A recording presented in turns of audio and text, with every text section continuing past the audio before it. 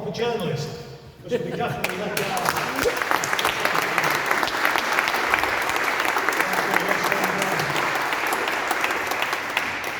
So let me start really by paying tribute to you, Deepa, for your tireless work in Julian's behalf, and of course, the Julian Assange who've been relentless in fighting Julian's corner from the very start. People like Emmy Butler, who we've heard from already, Clara Campos, and of course Fidel Neves, the former consul at the Ecuadorian embassy. They've demonstrated what solidarity really means. Look, I'm sure we'd all agree here that Julian Assange is an inspiration to the world and a role model for others to follow. But let's be clear, he's been betrayed by this country. Betrayed by the politicians on both sides of the House of Commons chamber. Betrayed by the journalists who work for the corporate media. And betrayed by a judicial system that serves the interests of war criminals and corporate crooks instead of the interests of justice. Julian's treatment by the British establishment is nothing short of an international outrage. It's brought shame on our country.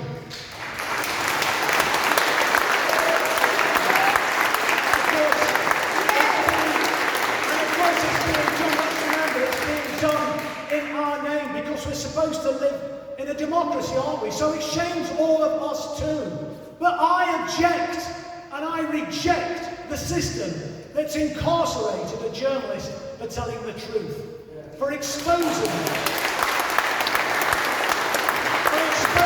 sickening war crimes and corporate corruption.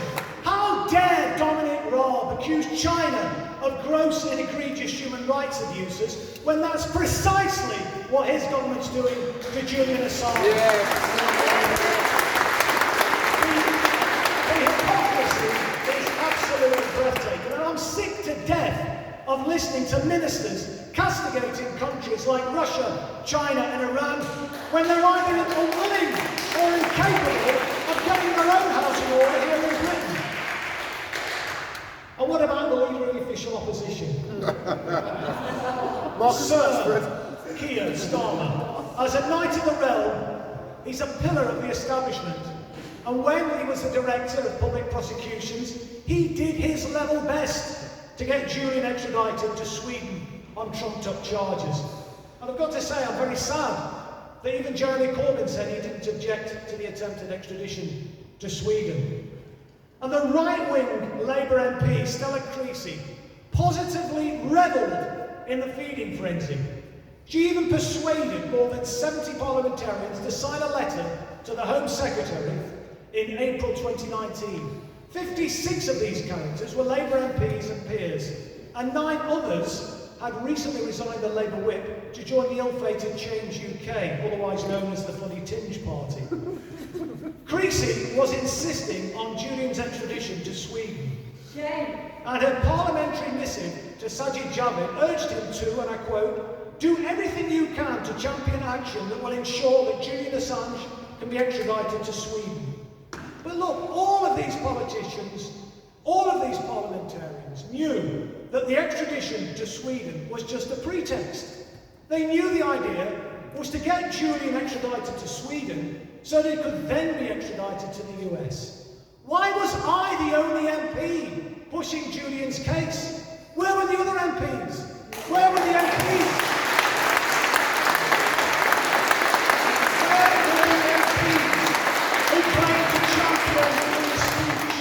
Where were the MPs who bang on about a free press? And where were the socialist MPs who protest about corporate corruption and illegal wars? The unacceptable truth is they were all keeping their heads down. And I've got to say, the silence was deafening. Now, I'm obviously pleased that some MPs are at last speaking out.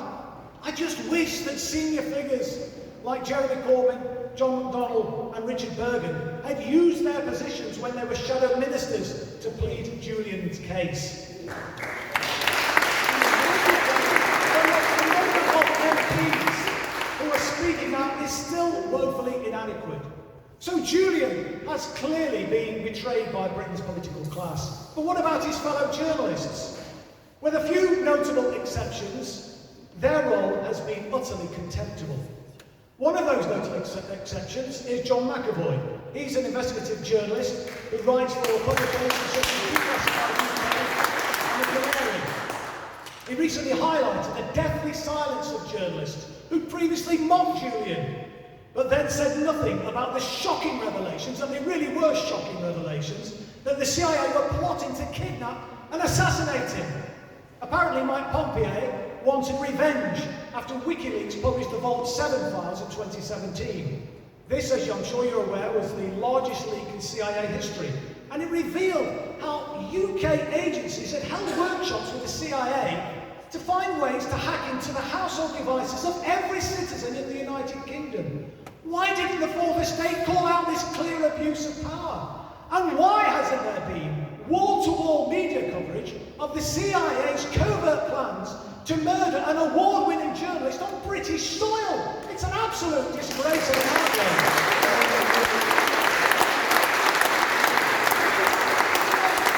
It's astonishing, isn't it, that it's hardly been mentioned by the corporate media. And when John McAvoy was looking into the coverage of Julian Assange earlier this month, he discovered that the BBC, which has one of the world's most read news outlets, had only mentioned it once. And that was on the Somali language section of the BBC website.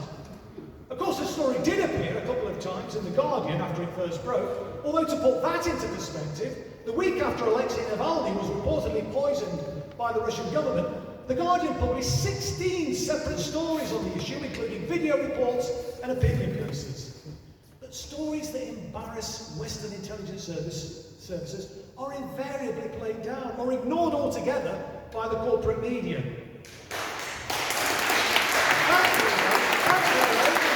Independent outlets like Declassified UK, The Canary and The Grey Zone still have some journalistic integrity.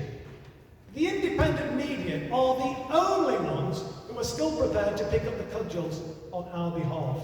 And it was the Grey Zone that first provided the evidence of a CIA-linked proposal to kidnap and poison Julian in May 2020. And of course, it was a similar tale we just heard when, in June this year, a key prosecution witness admitted that his entire testimony against Julian was false. Now, that was an explosive revelation. Yet the corporate media has hardly given it any coverage at all. Anyone who doubted the corporate media's role as a mouthpiece for the establishment must have surely been disabused of those doubts by the way in which Julian's case has been reported. These corporate media hacks have brought their profession into total disrepute. They prove themselves to be nothing more than stenographers for the security services. Fearless journalists they ain't.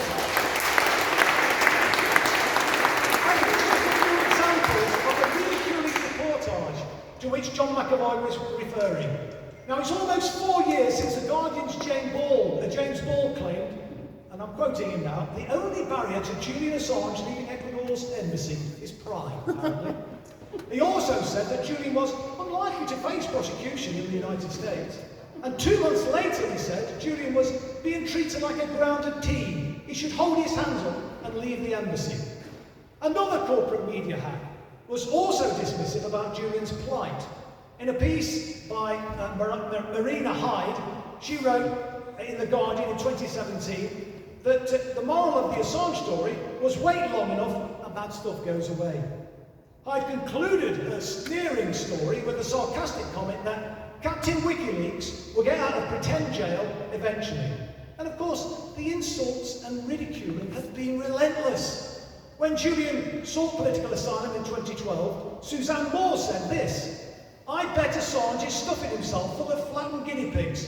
He really is the most massive turd." And let me quote what she said in an article for the New Statesman after Julian was arrested in 2019. She referred to him as a demented-looking gnome being pulled out of the Ecuadorian embassy by the secret police of the deep state, or the Met as normal people call them. Incredibly, this horrendous hack won the Orwell Prize for Journalism the same year. I mean, it's hard to believe, isn't it? Yeah. For what was described as her stubborn and brave commentary. But unlike Julian's work, there's nothing remotely brave about this cynical character's scribblings. Never mind the Orwell Prize for Journalism, she's more like a functionary for the Ministry of Truth. I just wonder what George Orwell would make of her if he was alive today. Remember, he said that speaking the truth in times of universal deceit is a revolutionary act. And Suzanne Moore is complicit in that universal deceit, as is Nick Cohen, who in 2012 described Julian supporters as the definition of paranoia. And he scoffed at the idea that the US could prosecute Julian, and pejoratively called him the incontinent leaker. Cohen confidently proclaimed, "The First Amendment to the US Constitution is the finest defense of freedom of speech yet written." He also insisted that the American Civil Liberties Union thinks it would be unconstitutional for a judge to punish Assange. And he boldly declared that Britain has a notoriously lax extradition treaty with the United States. Every single one of Cohen's assertions was wrong. These corporate media hacks are an absolute disgrace. And their employers are even worse. Not one of them published the observations by Nils Melzer on Julian's case. As we've heard, he's the UN Special Rapporteur on Torture. In June 2019, he wrote a piece for the Medium blog site. He admitted that he was sceptical when Julian first appealed to his office for protection. And let me quote a few passages from the article that he wrote. He said, "Like most of the public, I'd been subconsciously poisoned by the relentless smear campaign which had been disseminated over the years. So it took a second knock on my door to get my reluctant attention. But once I looked into the facts of this case, what I found filled me with repulsion and disbelief. In the end, it finally dawned on me that I'd been blinded by propaganda, and that Assange had been systematically slandered to divert attention from the crimes he exposed.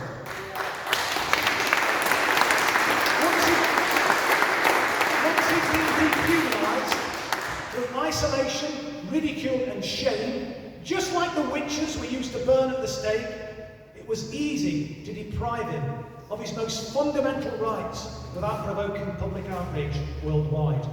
Of course, these observations were absolutely apposite, and it's the corporate media who've outrageously peddled the smears to dehumanise Julian. So that's the political class and the corporate media. What about the judicial system? Well, so far it's proved itself to be nothing short of a sick joke. Why on earth? Why on earth is Julian even having to fight an extradition application at all, let alone find himself incarcerated in a high-security prison for over 2 years? Article 4 of the extradition treaty between the UK and the USA is unambiguous. It clearly states that extradition shall not be granted if the offence for which extradition is requested is a political offence. What could be more political than exposing war crimes, I ask you?